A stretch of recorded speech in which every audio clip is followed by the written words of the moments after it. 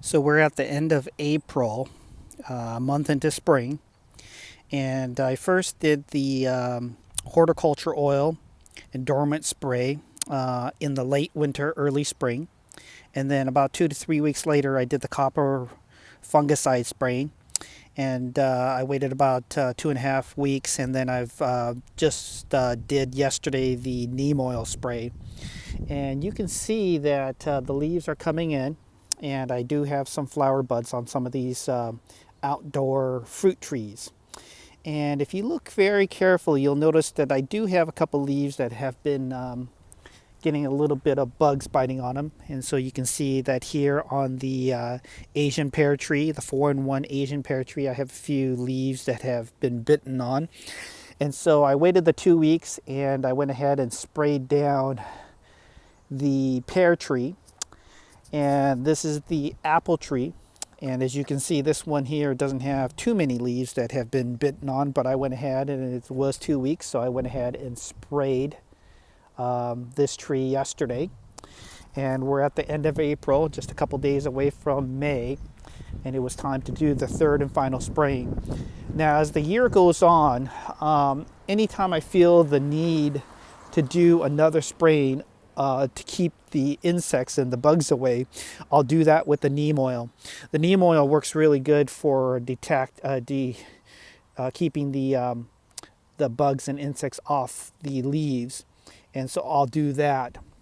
I also did it with the indoor Meyer lemon trees, and they do go outside in the summertime, but right now, with it being still a little chilly on and off here in zone 8B, I went ahead and kept it indoors here this past week because we've had cooler weather along with a little bit of rainfall.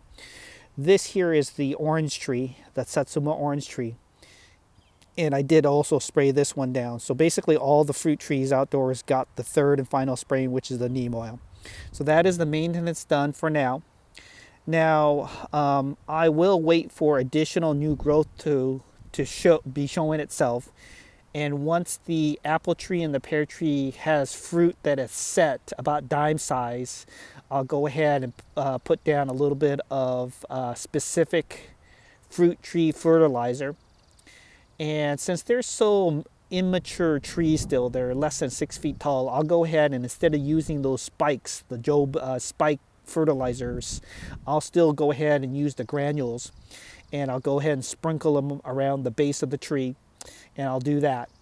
I do also like to top the soil with a little bit of mixture of the soil mix that is very aeration and has a bit of perlite in it, vermiculite, along with a little bit of peat moss just to give it that more acidic soil mixture. And I'll lay that as a topsoil around the base of the trunk of all the fruit trees. Just sprinkle it on there so as I water and as it rains, it'll seep down closer to the roots, because they do like well-draining soil, but they also need a little bit of that acidic soil. So I'll go ahead and use the mixture of peat moss with a tiny bit of perlite and vermiculite. The vermiculite and the perlite aren't exactly needed right now because most of the soil composition is pretty aeration and pretty draining, but I do like to add that in the mixture of the peat moss so it doesn't kind of fly away once it dries off. Also, it helps absorb it and helps keep the texture of the soil together, because if you just lay the peat moss down, it tends to clump. Sometimes it kind of doesn't, the water kind of runs off. And so what I do like to do is mix a tiny bit of perlite and vermiculite with the peat moss. Helps keep that soil around the tree trunk more acidic. And so I'll do that periodically throughout this growing season. But that is the third and final spraying with the neem oil. And as more insects kind of float around as we get later into the spring and into the summer months, maybe once a month I'll spray it down with neem oil.